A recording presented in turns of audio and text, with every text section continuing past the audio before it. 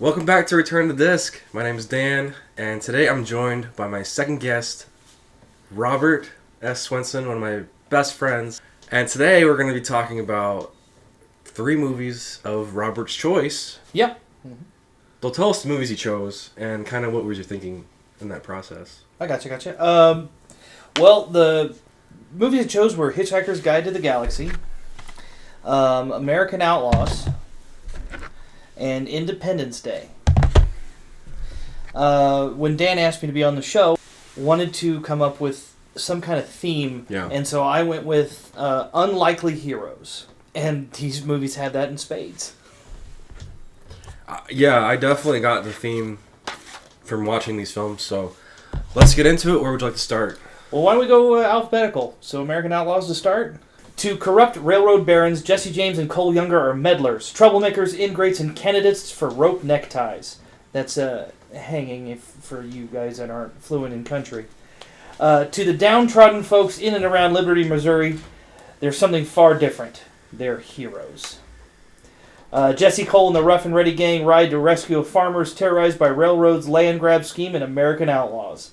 A Dust and Thunder update on a Western lore starring Colin Farrell, the great man. Penguin himself. The Penguin himself, that's right. As charismatic Jesse James, Scott Conn from Varsity Blues and now Hawaii Five-0. Yeah. As the fiery Cole Younger and Allie Larder from Final Destination. Gorgeous girl that she is.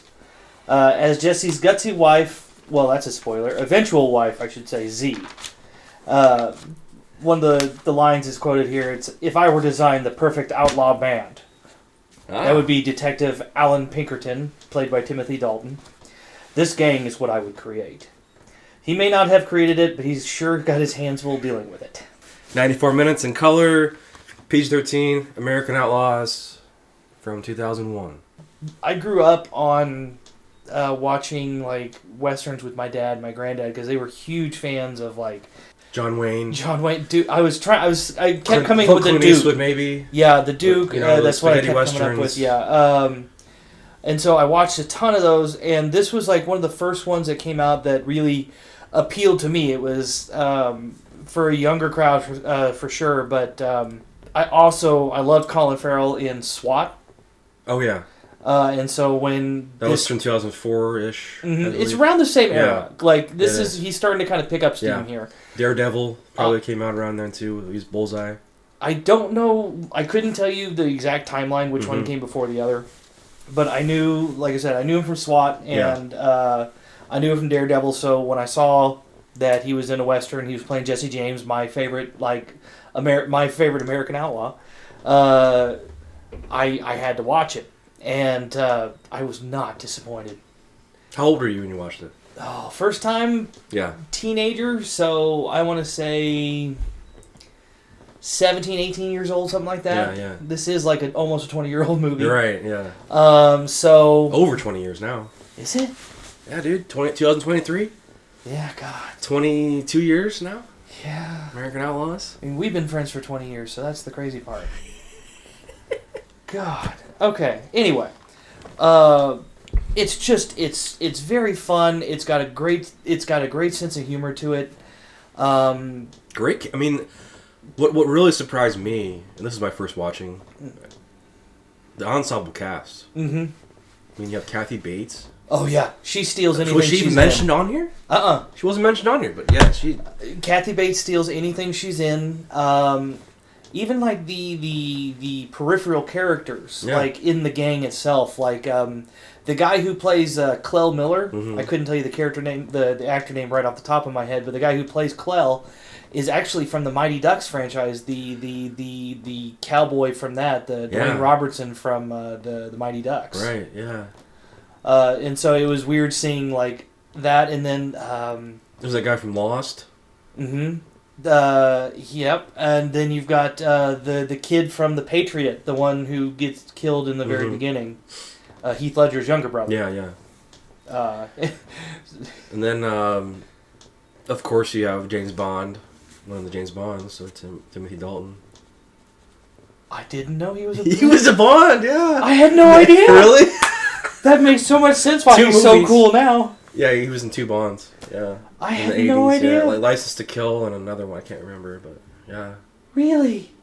Sorry, you Bond fans out there. Oh my God! Hey, I'm such that's what the show's all about. That's what I mean. I grew up on Brosnan and then Daniel Craig and then we got Yeah, he was back. before Bronson. Yeah. Brosnan. Yeah. So he was the one before Bronson. Yeah. The first Bond movie I ever saw was GoldenEye. So like Okay. I have to Makes like sense. that's why I. Yeah. Oh my gosh. No, he wasn't. I don't think he was really popular as Bond, but That's crazy, man. I'll have to go watch those now. yeah. Another great reason for So the show. stacked cast. 100%. I'm going into it like, okay, this is gonna be cool. This is Zero. He's going to come in and out of attention-seeking mode, so don't mind him. He loves physical media. Yes. He loves physical media so much he loves to sleep on top of it. And recording equipment, so if there's technical difficulties, you can blame cats.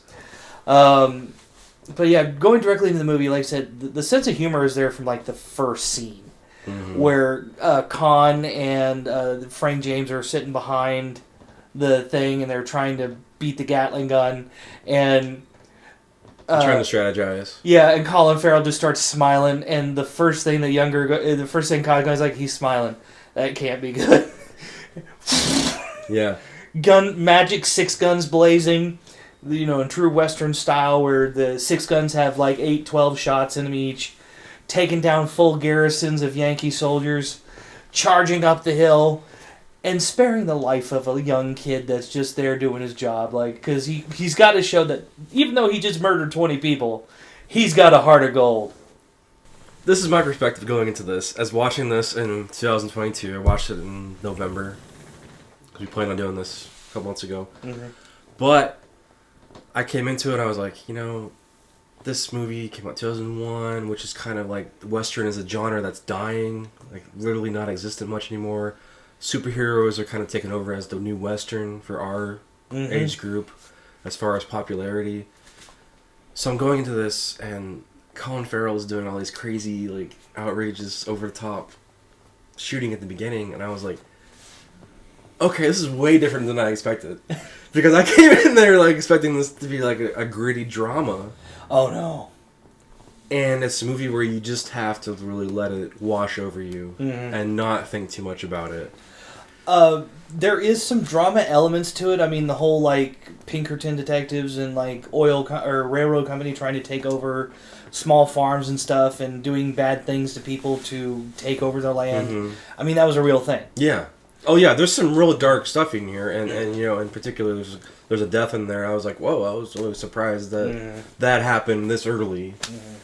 I don't know if we want to go into too big of spoilers because I think that people need to see this movie. I will say 100% cult classic status. Like, because it started coming out like the same time as like, the Iron Mans and the Incredible Hulks and stuff like that. Like, because it's in that same era, it kind of gets lost in the shuffle. Yeah. But it was kind of an attempt to get a Western theme, fresh take on the Western, I think. Yeah, to a younger audience. Yeah. And it does its job wonderfully. Unfortunately, it wasn't well received. Yeah. And one of the reviews I read was like, if the Western genre wasn't dead, this movie killed it. Oh. Like it was that, which I think is a little too harsh. I think that's a little too harsh. Yeah. Watching it now. Because that's looking at it strictly as a Western. Like, yeah. This is a action comedy. Yeah. Buddy film. Yeah. I would say too. Definitely. The gang is all their family. I think maybe they threw in Jesse James, into the story. Of course, the story is true, right? Yes. The robberies and all that, but I think maybe they kind of used Jesse James as sort of like this vehicle. The vehicle to really pitch the movie, to sell it to audiences, older audiences, bringing them in like, oh, Jesse James, but it's a new take. It's a new vibe. It's more, like we said, comedic. Yeah, if you want something that's pretty true to form, pretty true to story, go watch like the assassination of Jesse James. Mm-hmm. But this one is for fun. That's all you watch this movie for. And I'm not gonna lie, as much as I was like resisting the movie in the beginning, I was like, I'm having a good time. Mm-hmm. as soon as I let go of that, I was able to really enjoy and get something out of the film. So, I know I told you before that I wasn't really into it. Well, I watched it again. Oh, nice. Watched it again in preparation because I watched it and I was like, okay, I don't get it. I don't get it. I mean, I get why, you know, Jesse James is an underdog and he's gonna lose the house and the land and all that, and he's fighting and he loses. Certain things happen to him, and you kind of sympathize with that, and you have the whole historic, you know, feel of it. But I was like, I just don't get it. And then I was like, you know what? I'm thinking too much about it. I'm thinking too much about this movie. I'm expecting like Unforgiven by, you know, Clint Eastwood or something, and you let it wash over you. You're gonna have a good time. Exactly. It's a popcorn flick. Like by the time, you know, again, I'm not trying to give away too many major spoilers or anything, but by the time you get to the end of it and a character is armed with a cannon and fires it at a train, like you're like, thank you. It's almost like a video game. Yeah, it would make a great video yeah. game. Like at one point, one of the characters like saves another character from being hanged by bringing in this like stampede, and it looks so good, and just like boom, save, get the guy out of there, and I will say that the way that some of the shots were made and like the practical effects is really cool. Mm-hmm. But there was a lot of like stunt work, and you can tell a lot of effort was put into the film as far as action. So I really admired that, and there was also some great humor, particularly between like Colin Farrell and the blonde. Forgot her name. Ali Larter. Ali Larter. Yes, those two are very good together. When he's trying to hide her in the bed. Yes, I like the chemistry between those two, and the chemistry between Cole and like his brothers. Those are all very good. I think there's the line goes something like, he's like, I had this thought, if I kill you and I kill you, I'm not gonna have no more problems. And he's referring to one of his brothers, Jesse James, because they keep disagreeing with everything he says. But yeah, I you know, the lines in here too are very much modern. Like the language is very modern too, and that's kind of trying to appeal more to the younger crowd. I would say, also, I would put this on the same category as, like, The Quick and the Dead. Like, The Quick and the Dead is not as focused on, like, humor as this one is. But, like, it's, like, the Western motif with, like, really good cast and just... Oh, yeah. Both of them, I recommend Quick and the Dead, too. I love that movie. God, That's one that I love. Yeah. That one has less of a cult following, is just considered a classic. Yeah, honestly, yeah. But the reason I call this one an I can see the comparison, though. Yeah. I see what you're saying. The reason I call this an unlikely hero is because you're taking... Jesse James himself is an iconic figure. So he's portrayed as both hero and villain, depending on what side of the story you're on. But the reason that this one comes off unlikely is, you know, you're talking about this guy who's just come back from a war, who really just wanted to settle down, be with his family, be with his wife and his family, and he didn't want anything to do with violence anymore. He'd seen enough. Yeah, and they're kind of really strong in faith too. There's a lot of, you know, praying and all that. Of course, there's jokes too, which are great. Yes. Kathy Bates, so, you know, you just say your prayers. You know, she's always talking to God, and just and like stuff that she says. God's finally talking back. Yeah, every scene that she's in though is just dynamite. Oh yeah, absolutely. She's a scene stealer. Yeah. But yeah, I mean, he wanted to put his guns away, and the big bad corporation basically is forcing him to come into action. Mm-hmm. And so he does. And if you can deal with that premise, and you know you're not worried about historical accuracy, then this is a great movie. The villain wise, I think Timothy Dalton. I don't think he's the villain. I mean, not? You don't think?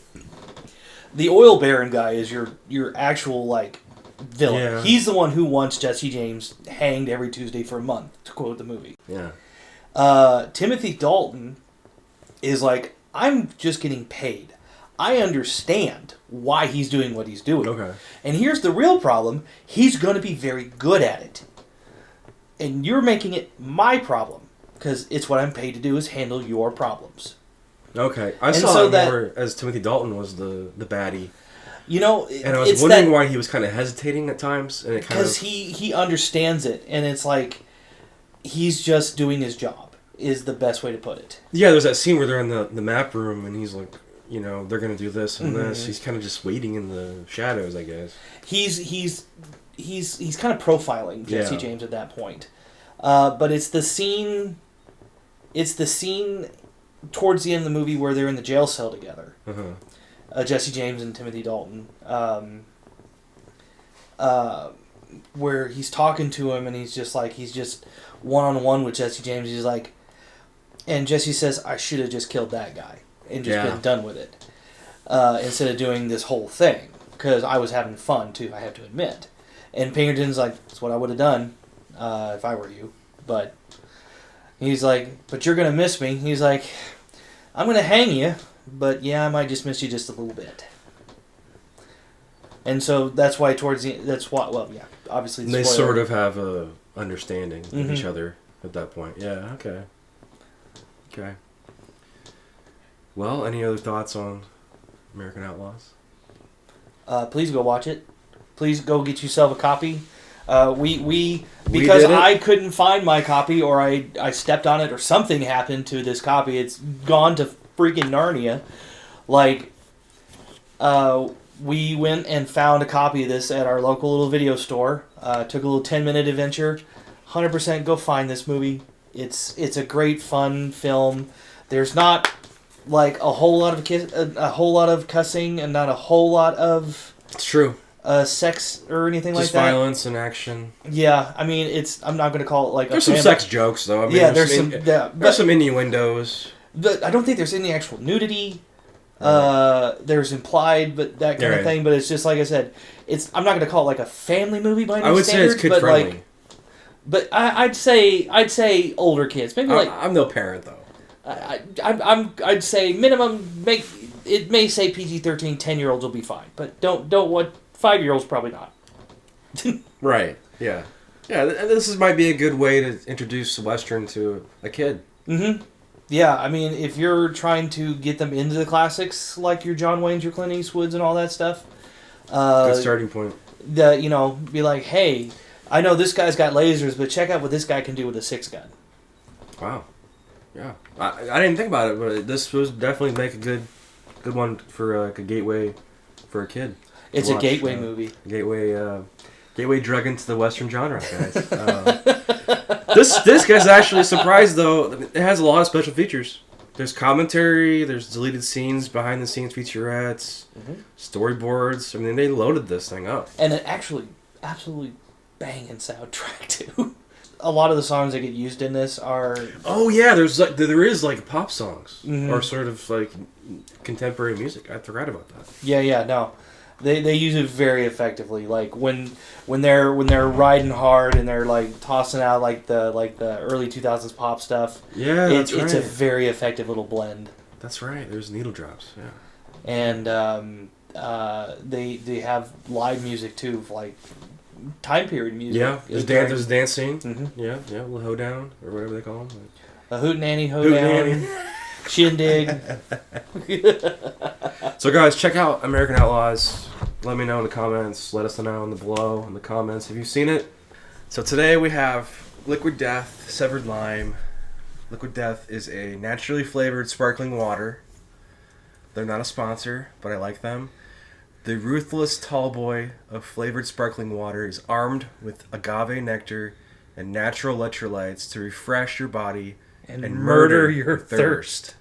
It is 3 grams of sugar, sparkling water, hydrates you. It's the opposite of alcohol. So is this like sparkling Gatorade? I don't know. We're going to see. That's the thing. That's the test. Today we're going to find out if Robert is a fan or not. This is my favorite flavor that they have. Okay. Thank God you didn't bring the mango. Right. So I give him a choice ahead of the show between mango or lime, and they have berry now. Okay. Which I haven't tried, but. Now, if you brought the mango in this house, it would have got belted with that bat right up there. All right, so we crack it open. Heck yeah, man. Now it's a little cool. Should we do ice? Oh. He's going for it. It's got right off the top of the nose, man. It's got a very good lime smell to it. Doesn't smell like Gatorade-y. 2023 is going to be our 20th year as friends, so Good Lord. Here's the 20 more years. I got you, God, and I hope it tastes good now.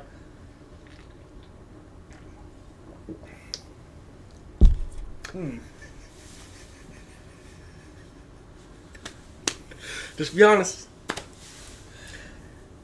It smells better than it tastes. I will go with that 100%. It doesn't have a whole lot of taste, actually. Let's see. No, like I said, it doesn't have a very strong lime taste. It has a very strong lime smell. Okay. So, like, I'm trying to think. It's like... It's not Sprite, then. No, it's not. It's not Sprite. It's more like if Perrier had, like, lime zest on the rim or something to me. Yeah. Does that make sense? Uh-huh. Yeah. Like... It's weaker. Yeah, like... It smell... You, like I said, you smell that, and it's like the lemon lime flavor, like, smell you're getting. And then it just goes away. And then it's just water. Yeah, just kind of sparkly water. I will... Now, you were in Vegas, and you saw one of these for $7, is that right? Yeah, the place was called Omega Mart. And it was this really cool, like, art exhibit. It was... the front end is this really, like, well-designed set that looks like a 50s grocery store. Oh, yeah. And then, like, there's, like, 5 or 6 entrances into, like, this massive art exhibit in the back that's, like, it hits every one of your senses, like, sights and sounds and smells and, like, feels like you'll be walking along and you'll notice that you're walking on, like, LED lights. Wow. Like a lit up science fiction type thing. Yeah, very much so. Yeah. And there's, like, a little, like, story they tell you to do, and you can go through and for, like, I think it was like $7 or something, very very cheap, to buy this little card that you could do, like, interactive stuff with, like, things that are set up around. Oh, damn. That's like a... I don't want to say escape room. That's No. There was a mystery to solve, and you had to interact with the art exhibit to do so. Okay. And it was very cool. Cool. Try it with ice. Yeah. I like it better with ice, actually. That does help a little bit. Like, the extra coldness does help. Still just tastes like water. But that's okay. I feel electrolyted. Do you really? Feel invigorated. All right. I don't want to just, like, completely, like, crap all over this thing. You can. In case they become a sponsor someday. Okay. I'm a fan. Exactly. So, he likes this stuff. So, all right. Next, let's get on to the next review. Cheers. Here's the absolutely hysterical, wonderfully wild, cosmic adventure comedy, The Hitchhiker's Guide to the Galaxy. Based on Douglas Adams' worldwide best-selling novels. That would be these right here. And starring an outrageous intergalactic cast, this is one ride you don't want to miss. Seconds before Earth is destroyed to make way for a new hyperspace express route, mild-mannered Arthur Dent is whisked into space by his best friend, an alien posing as an out-of-work actor.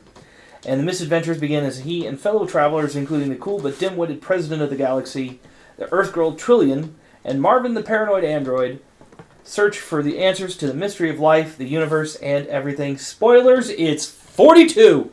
And people don't particularly care for the answer.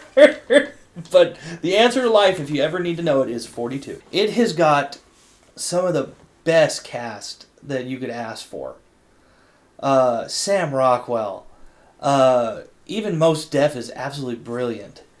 And, Zooey Deschanel. Zooey Deschanel. Very early film. Alan Rickman, even. Alan Rickman. I think this is, like, partway through the Harry Potter franchise this came out. So, this is after Snape. And, his second sci-fi film, the other wonderful Galaxy Quest. Guess what I was going to say. He definitely plays sort of the same character as far as mentality. Yeah. It was. I could see why they cast him, because it was so good. Now, the computer, the chipper computer guy, about 90% sure, and I can't quote it. I can't like quote his name right now, but like he's from that show Reno 911. Okay. The cop that always wore like the short shorts and was like the Could be. I'd have to look it up. I'm pretty sure that's him. Okay. Like that voice is like I can hear it as I talk to you about him. If you're on the casino table, you probably bet. Yeah, 100. Like I couldn't tell you his name off the top of my head, but I can see his face like when he talks. With the aviators on and the short shorts. Yeah, that's the one. Yeah, Douglas Adams. This is the book. I have not read it. I was not familiar with Hitchhiker's Guide to the Galaxy. Mm-hmm. So this was my first experience with this film. I read him in middle school, and about the same time I was reading like Nancy Drews and Wishbones. I mean that's the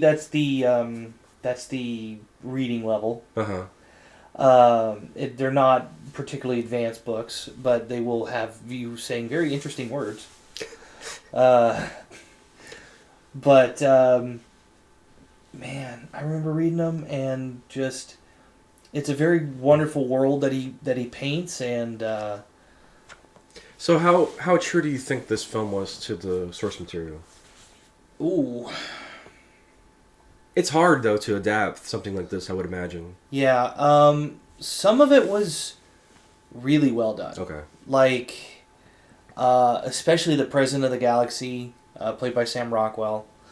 We forgot the guy from The Hobbit, Martin Freeman. Oh yeah, see, I'm not a big fan. This is a hot take. I'm not gonna lie to you, people. Just close your ears. Okay, the guy from Fargo, from TV show, season 1 with Billy Bob and Martin Freeman. He's also in Black Panther. That guy. I don't like Lord of the Rings. I don't either. I don't like Lord of the Rings. So if you're watching and you like Lord of the Rings, I'm sorry. Yeah, this is. Thanks for being here. This is not the review for you. No, I had never seen The Hitchhiker's Guide to the Galaxy before, and I felt like it was like a violation of my senses at first because there's so many visuals in this that hit you, and the way that it's edited, and it's stunning. Costumes, and you're like, what am I watching? Because I hadn't, again, not familiar with the source material. You were, so you kind of expected that, right? Mm-hmm. I will say the like set pieces and costumes and again, even for like a guy like Mostaf who had not done a whole lot of acting at that point. Right. I think he had done the Italian job before this. I can't remember which one's first yet again. But 16 Blocks, I think, is another one I've seen if he was in. Yeah. He's a very good actor. Yeah. I know that's not his name anymore, so please don't go crazy. No, like he goes by like a religious name now. But yeah, this is about the same time he did like Italian Job. No, that's another good. That's like a really good remake, Italian Job. Oh yeah, no, that's an excellent movie. But he comes down and he gets Martin Freeman, who is like the unlikely hero, right? Yes, that is our unlikely hero. You don't get much plainer than Martin Freeman than Mr. Arthur Dent. He's just trying to save his house from being bulldozed because some highway needs to be built, and so the start of the movie is he's trying to keep himself from being bulldozed by he even lays in front of the bulldozer. Mm-hmm. And Mos Def picks him off the ground and says, "It's not really going to matter here in about 10 seconds anyway. Come on, let's go get a beer." And then about 10 seconds later, they've got their beer and they are gone, and the entire planet Earth has been removed for an interspace highway. And he has history with Zooey Deschanel's character, right? He meets her at a party, and they hit it off real well, and then he never sees her again, and this happens like I think it's only like a month or so before. And then randomly, like Sam Rockwell shows up in the beginning, and I'm like, whoa. Oh yeah, his character is so out there, but he's so funny. At one point, he's like two characters, right? Yeah, if you watch Men in Black 2, okay, like Johnny Knoxville has like the head and then a separate head. It's very much the same concept where Rockwell has two separate minds going at one time, and one's like a completely out of his gourd like pretty much constantly stoned guy, and then the other guy is just like his inner voice going like, "Let me do weird stuff." Yeah. And like he flings his head back. It's so good. He ends up becoming president, right? Yes. Or some sort of like, And then he steals himself. Right. So he kidnaps himself. Yeah, that's like the extremeness of this movie. It's so out there. When you think you have the plot down, or you think you know where it's going to go. Oh yeah. It takes a different turn. Oh man, Rockwell becomes the president, I think, to learn some of the secrets of the universe. Yep. And then he kidnaps himself along with a experimental reality warping space traveling device, and Zoe, and he's out there trying to find it. Oh man. Zoe Deschanel, though, she just wants adventure in this movie, and I think she gets in a little over her head at certain points. Like, she's just like... The character or the acting wise? A little of both. Okay. Like, I don't know. How does it play in the book? How does that character play in the book? You would ask that. Different? So you're saying that Zoe Deschanel wasn't really like what you expected? The portrayal wasn't what you expected? I feel like Zoe Deschanel doesn't play a whole lot of different characters. Okay. In her filmography? Yes. And so that's about the best way I can put that, is like Zoe Deschanel played a character the way Zoe Deschanel would. It's New Girl. Yes. It's, very much. Yeah. Thank you. Yeah. Who's that girl? That's the best way I can put it. Like, anything I've seen Zoe Deschanel in, it's kind of the same character. And again, please don't... Almost Famous. Mm-hmm. Yeah. Very kind of... I want to say ditzy. But very, very kind of, like, bubbly, but also has, like, a really good intelligence to her. And is really good at wrapping everything up on a joke, that kind of thing. Like, she's very good at it. Uh-huh. And she's a very talented actress. I just feel like... Doesn't have the range. Yeah, I just feel like, she played a Zoe Deschanel character. Yeah. That's about the best way I can say that. It's fair. It's fair. Alan Rickman, though, is an absolute delight. Yes. That voice is perfect for that android. He's a depressed android. Extremely. It's explained that, like, all androids end up with, like, a personality type thing, and that's just the luck of the draw that he got. And he's been looking for something to be able to fix it, but he never really succeeds. He's like, I have a massive computer for a brain, and I have to do this. So if you're trying to recommend this to somebody, what would you tell them? In the simplest terms, how do you break this down as a plot? I can't really come up with something. I would say maybe it's it's like you said, it's an underdog. Yeah. Against the universe, against type hero, is sucked into circumstances, goes on this galactic adventure. There's not an overall villain, is the first part I'm going to mention. It's a lot like Inception, okay, in that there is a plot within a plot within a plot. Yeah. Okay? So, like, the overall arcing plot is that they are trying to find this thing. Yeah. Okay, they're after a MacGuffin. Okay. We're not going to give spoilers away on that one, but like, there's a guide. Yes, that's one of the plots inside of it. Mm-hmm. Okay, is that's what Mos Def's character is about? Is he is teaching, working on this guide, and he's like trying to fill out pages of it, and so that's what he was doing on Earth. Spoiler: he's an alien. He was on Earth trying to fill out stuff for the guide. And then Rockwell's got his own, like, goals. Mm-hmm. And then there's the love story with, like, Dent and Deschanel. Or... Martin Freeman. Freeman and Deschanel, excuse me. Trillion, sorry. And then encapsulating all of that is a story that gets kind of referenced during the plot, the 42 thing, that is supposed to be like, this is the reason all of this happens. It was some grand experiment. And go watch it. Watch it twice, and then come back and talk to me in the morning. Yeah, I think I may need to watch it again. Yeah, please do.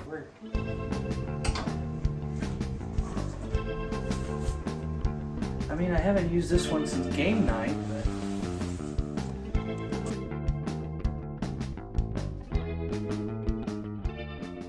Hi guys, welcome to my kitchen. In honor of having Dan here with me, because it's been quite a bit since we've got to see each other, I wanted to make something, because it's what I do. I'm a cook for my living, and it's what I like to do, so I'm going to make a dessert for him, actually. One that really inspired me to really start looking into being a chef. I saw it done on a TV show, and I have since improved the recipe, and I'll show you how I do that. Welcome to my kitchen, we're going to have some fun.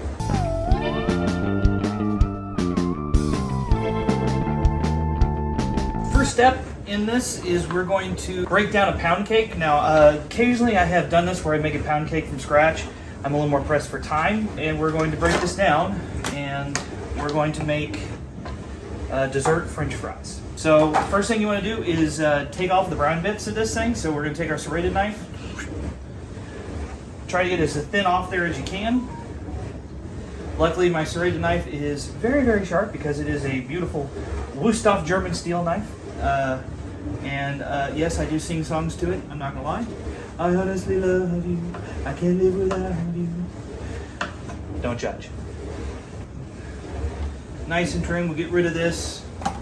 It will get used in other things, possibly a bread pudding, I haven't decided yet. I'm gonna cut however thick you like your fries, steak fry.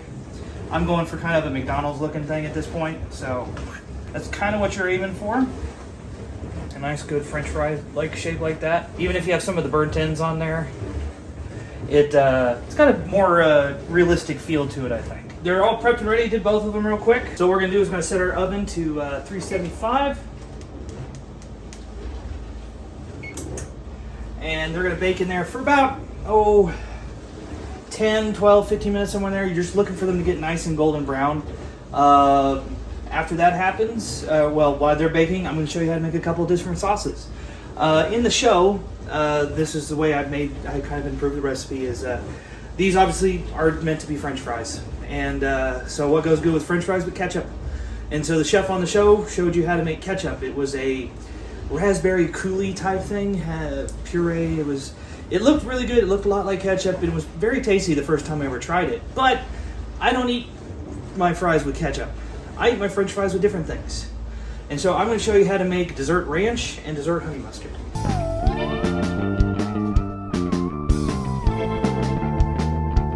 Make your own whipped cream. It is entirely worth it. It will taste to your liking. However, for my sauces, I love using Cool Whip. It's super quick. It makes everything entirely much more simple. And we're going to start off by showing you how I do my dessert ranch. I normally like to do a kind of mint chocolate ranch. It's terribly delicious, unfortunately. It goes on everything, not just these particular French fries. You can toss this on top of ice cream. I like them putting in between two like Christmas cookies and then like making a sandwich type thing. You might ask me why there's a cheese grater. That's a very good question. It is because when you get ranch, it has peppercorns in it. And how can I make dessert versions of peppercorns?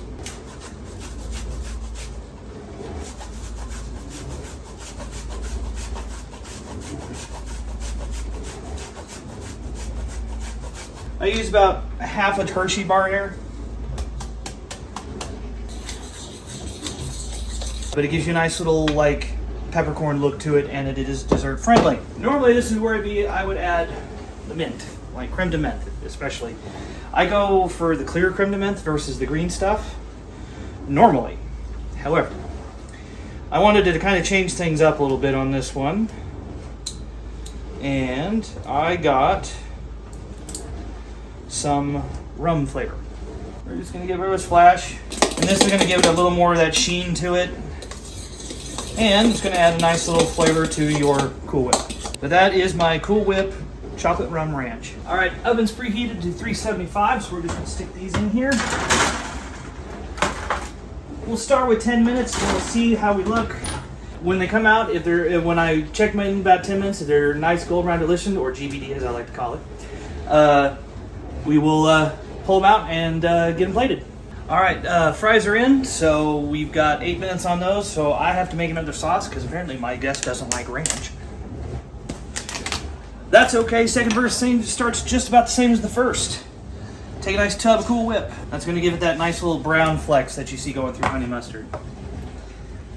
Then we're going to add a little bit of a different food flavoring. We're going to let Dan guess at this one, actually. A little bit of yellow food coloring to complete the entourage, or ensemble, right? That's a much better word for what's going on. Should become very readily apparent exactly what I put in there now, because I can smell it.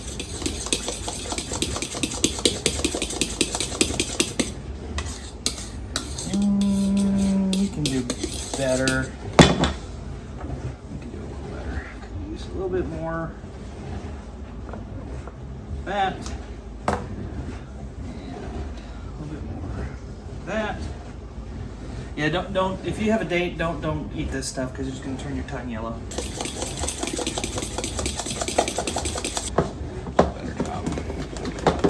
You can see the cinnamon in there. It's got nice little brown flecks to it, just like your average honey mustard. And like I said, it's got the secret flavor that Dan should probably be able to guess by the smell at this point. If he can't smell it, then that's okay. He's going to find out eventually.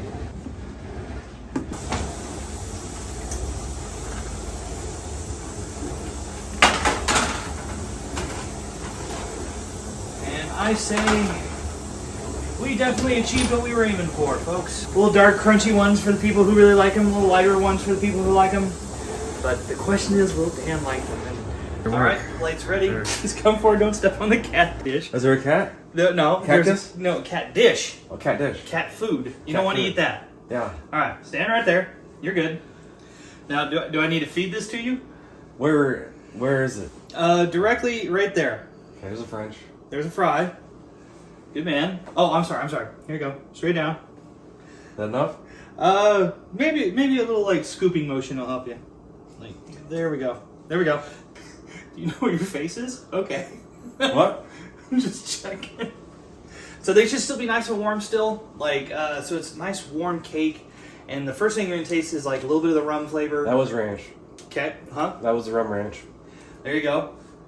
Should have, like I said, should hit the rum right first, and then it's going to give you a little bit of that chocolate aftertaste. Got it? Okay. You're still at the ranch, so we're going to move you over to the side a little bit. There we go. Down. Scoop. There you go. That should do it. This is my honey mustard, my banana cinnamon honey mustard. That's way better.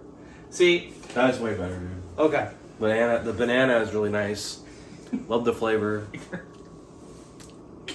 It works. He tried the ranch and he didn't even gag. I'm so proud. Thank you guys very, very much.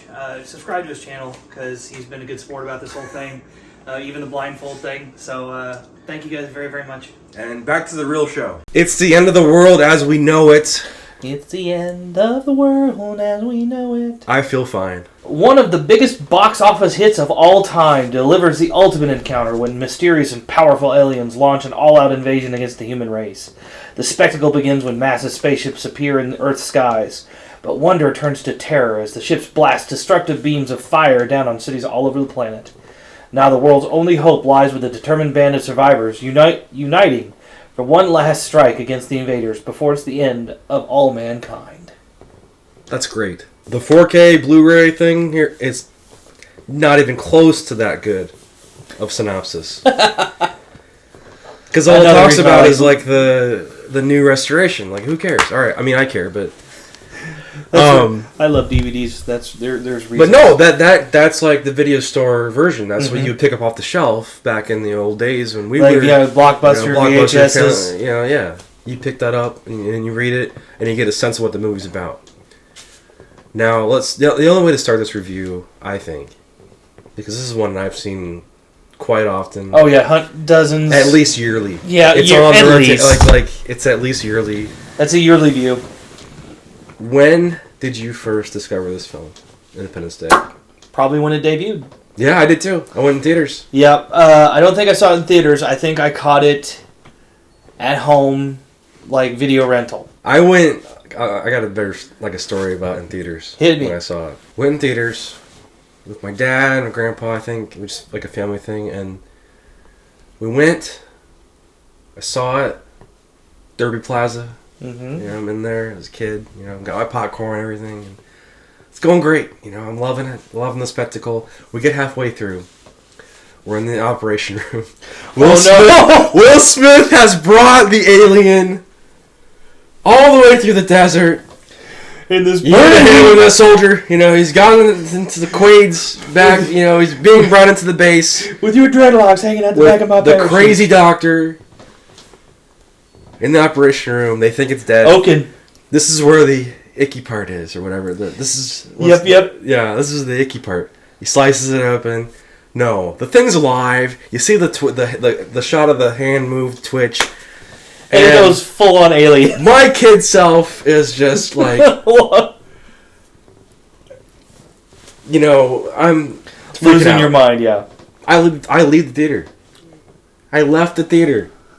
I couldn't handle it. I was scared out of my mind. The only movie I've ever left the theater for was Titanic, and that's because I choked on a gobstopper and I stopped breathing for like a minute.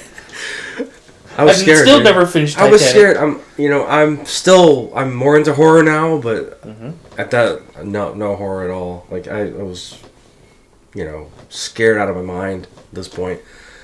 So we went again. And, I got this down though. I know when it's coming, so I knew when to go to the bathroom. So I went to the bathroom. I ain't going through that again. I know when it's coming. So, but man, this movie, Independence Day, is. I gotta say, it's a sci-fi classic. It's one that you guys definitely need to see if you haven't seen it.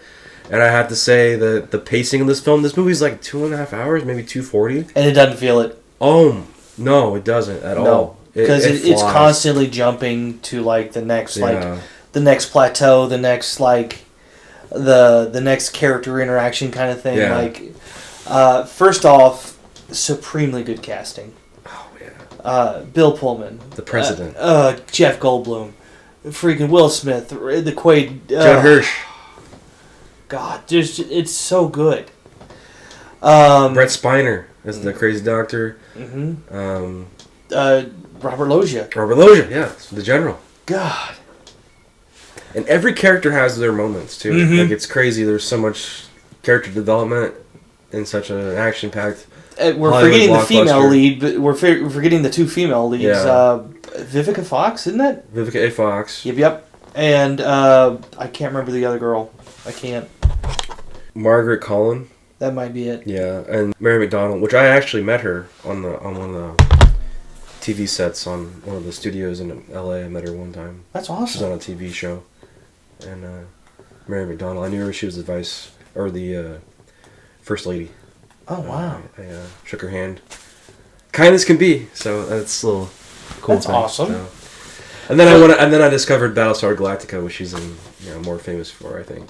Okay. That's a TV show. But. I mean, this movie's endlessly quotable. Oh my god. Yeah. I mean, we were referencing it a minute ago when he was talking Will Smith. Oh yeah. I ain't heard no fat lady. I heard no fat lady. It's just. You're obsessed with the fat lady.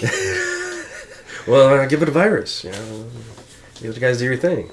But Jeff Goldblum, is there's the so unlikely many. hero, by the Is way. he? Yeah. There's- Oh yeah, I think very there's several, unlikely. though.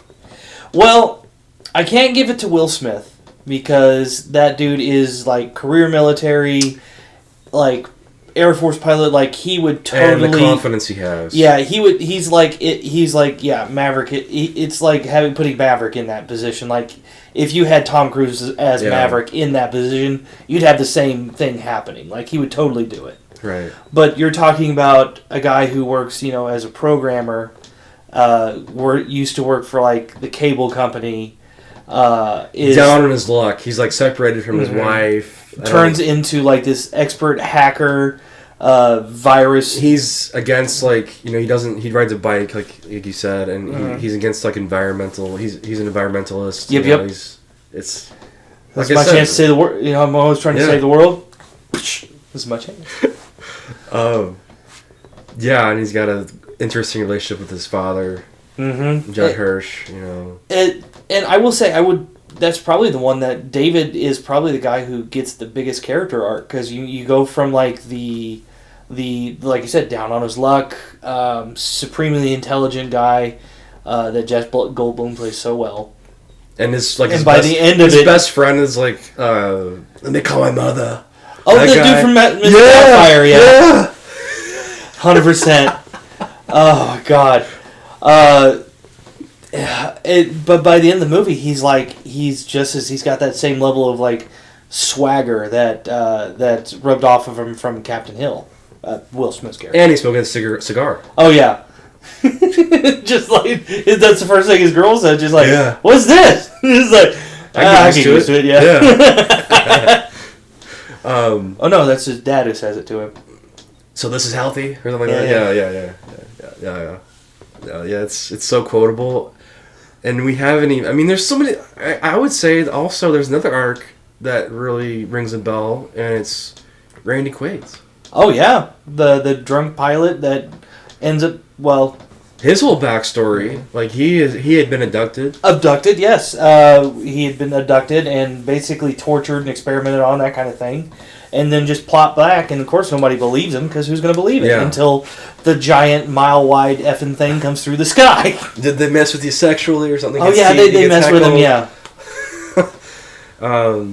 So he's kind of a drunkard too, He's just, it's PTSD. That's all it is. It's PTSD from the war. And he's a vet. Yeah, he's a vet too. He's a veteran, so it was from the war and from the experimentation. That's all it is.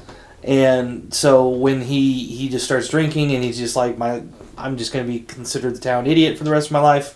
Whatever. I'm just because the way his character's introduced is he crop dusts the wrong field. Yeah. Are you sure? Perfect casting again. I mean, it's crazy. But then his arc's sort of revenge. I would say. That's a revenge plot. He's just like, you absolutely effed my life, and so and it's a little unlikely too, I would say. Yeah, I'll give you that one.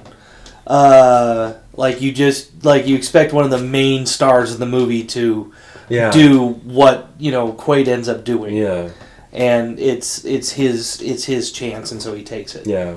You would expect Pullman maybe. Pullman or Will Smith, somebody like that to make to do what he did. Yeah. No, that's spoilers, but. I mean.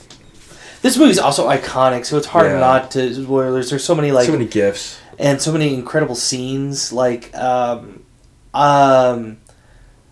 very Michael Bay-ish, honestly, with the level explosions and that kind of stuff, and set destruction and that kind of thing. I would say this was really good scale though, practical and nice blend of CGI and practical, where they blew up the models, the White House and all that. It felt very I don't know, like a disaster film. 100%. You just felt like you could feel the weight of the dire need of the Earth, and the way that's international too. How they communicated internationally at one point through Morse code. Yeah, because that was the thing that they could translate. Everything made sense to me, and it was I was trying to think of a scene, but there's a scene where Vivica A. Fox is trying to escape the destruction, and there's this massive wall of fire coming at her, and she ends up being almost Mad Max level of Survivor. And they call the dog in on that. That's that one of the funky parts when it's jumping across. Yeah, you gotta say the dog. Oh my god, no! I was 9-year-old me was just like, yeah, me too. Oh, the dog. I've already seen Old Yeller this year. No. And the effects, they all still hold up for me. Oh yeah, it's still a very easy watch. You just go in and, like I said, you're not great music. Oh yeah. Great music, great characters, great scenes. Like I said, endlessly quotable. And of my three that I picked here, easily my favorite. Me too. Of the few you picked, yeah, for sure. So I love me some American Outlaws. I love me some Hitchhiker's Guide, but Independence Day is the one that's going to get watched over and over again. For sure. If you guys haven't seen it, you're missing out. Yeah, no you joke. guys absolutely need to see it. Go watch it. I mean, even Vivica A. Fox's character, I would say she's kind of unlikely too. You go to her arc. Yeah, I mean, she is an exotic dancer, stripper, that ends up... She saves the First Lady, in a way. Yep. Mm-hmm. Tries. But, I mean, that scene broke me too. Mm-hmm. In theaters, because I was probably about as old as that little girl. Mm-hmm. And then that happens. Watch the movie. But, yeah, anything else about Independence Day? I mean, did we cover enough? Did we do it justice? I don't know. I mean, I feel like... There's so much. And this really made Will Smith a star. Yeah, that's a very good point. Star. 100%. Goldblum, I think this is Goldblum's best film. I mean, as much as Jurassic Park is... As I like Jurassic Park, as much as I like The Fly. This is probably Goldblum's best work for me. Yeah. And I would give it top 5 most effective speeches in a movie.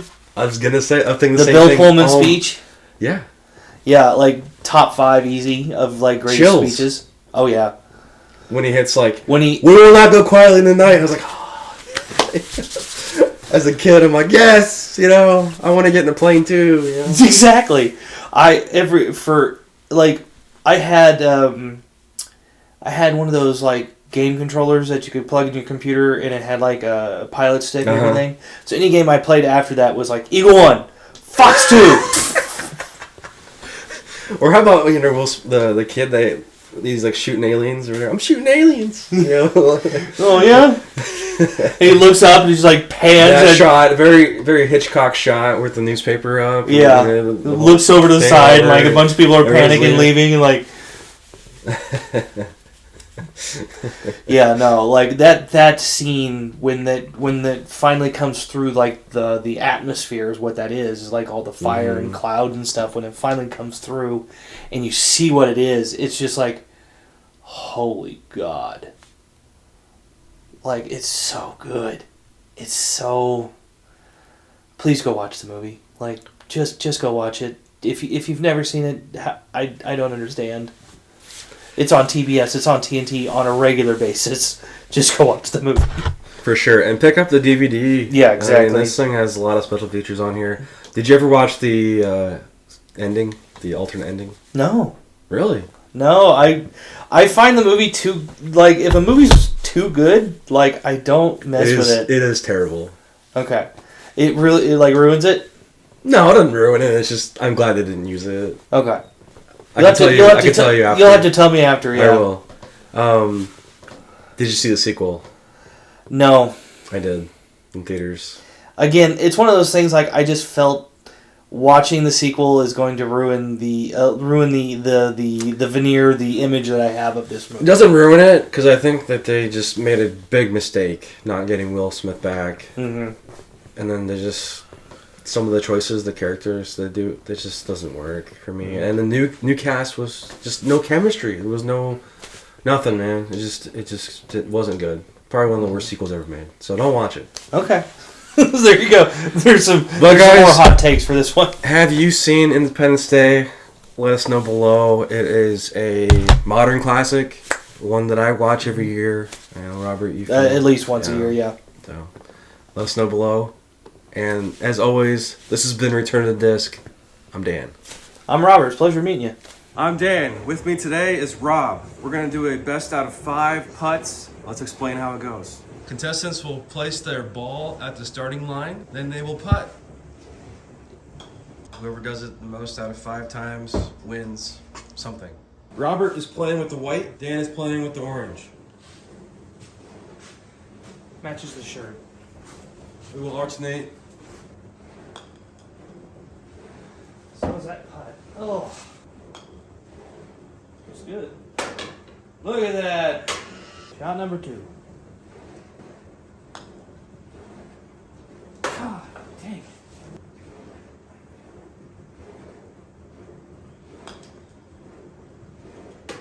Ooh, just a little too hard. I like that one. Oh! Ooh! This is his Christmas gift to me, and this man has now made more shots on this thing than I have. I have to make this just to keep it interesting, actually.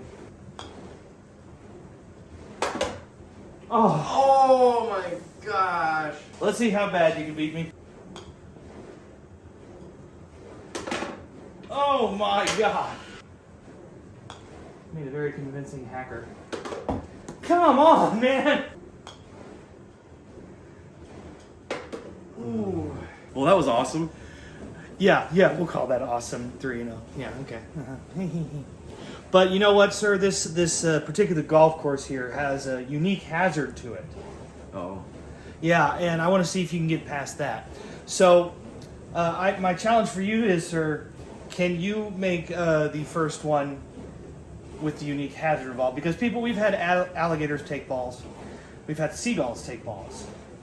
But if I release that little demon in there, and he goes after it. So this is one bonus shot with a hazard? Yeah. Okay, let's do it.